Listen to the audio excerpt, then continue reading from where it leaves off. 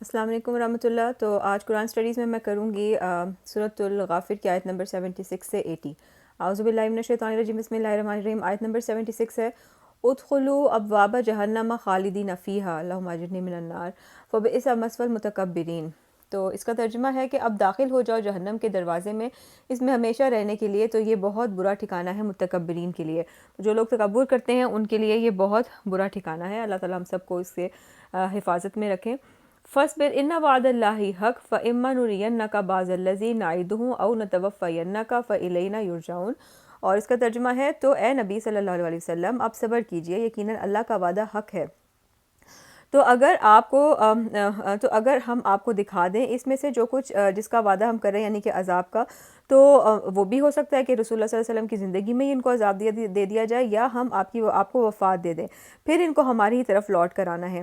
تو اگر یہ لوگ یہ سوچ رہے ہیں کہ یہ نبی جب وفات پا جائیں گے تو اس کے بعد ان کا مشن ختم ہو جائے گا اور یہ لوگ دوبارہ سے اپنے کفر پر اڑ سکتے ہیں، تو یہ بات بالکل غلط ہے۔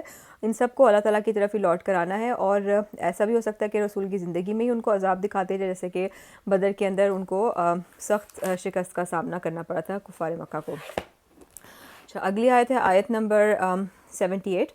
وَلَقَدْ أَرْسَلْنَا رُسُلًا مِّن قَبْلِكَ مِنْهُم مَّن قَصَصْنَا وَعَلَيْكَ وَمِنْهُم مَّن لَّمْ نَقْصُصْ عَلَيْكَ وَمَا كَانَ لِرَسُولٍ أَن يَأْتِيَ بِآيَةٍ إِلَّا بِإِذْنِ اللَّهِ فَإِذَا جَاءَ أَمْرُ اللَّهِ قُضِيَ بِالْحَقِّ وَخَسِرَ هُنَالِكَ الْمُبْطِلُونَ۔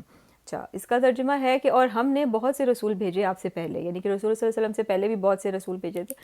اس کا لام کدھر گیا؟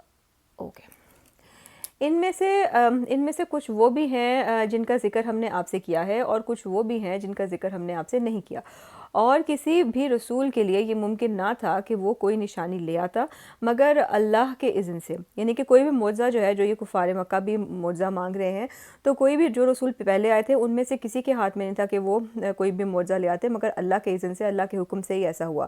پھر جب اللہ کا حکم آ گیا تو فیصلہ چکا دیا گیا، یعنی کہ جب انہوں نے نہیں مانا معجزہ دیکھنے کے بعد بھی، تو پھر اللہ کا حکم آ گیا اور فیصلہ ہو گیا، ان کو سزا مل گئی حق کے ساتھ، اور اس وقت خسارے میں پڑ گئے جھٹلانے والے۔ تو جن لوگوں نے جھٹلایا تھا نبی کو، رسولوں کو، پچھلے رسولوں کو، اور تو ان کو پھر ان کے لیے بہت وہ خسارے کا ٹائم تھا، کیونکہ وہ عذاب کا وقت تھا۔ اس کے بعد اگلی آیت ہے آیت نمبر 79۔ اللہ الذی جعل لکم الانعام لترکبوا منہا ومنہا تاکلون۔ اس کا ترجمہ ہے، اللہ ہی ہے جس نے تمہارے لیے چوپائے بنائے ہیں تاکہ تم سواری کرو ان میں سے بعض پر، اور ان میں سے بعض کا تم گوشت کھاتے ہو، یعنی کہ ان کے فوائد بتائے جا رہے ہیں کہ سواری بھی کرتے ہو اور ان کا گوشت بھی کھاتے ہو۔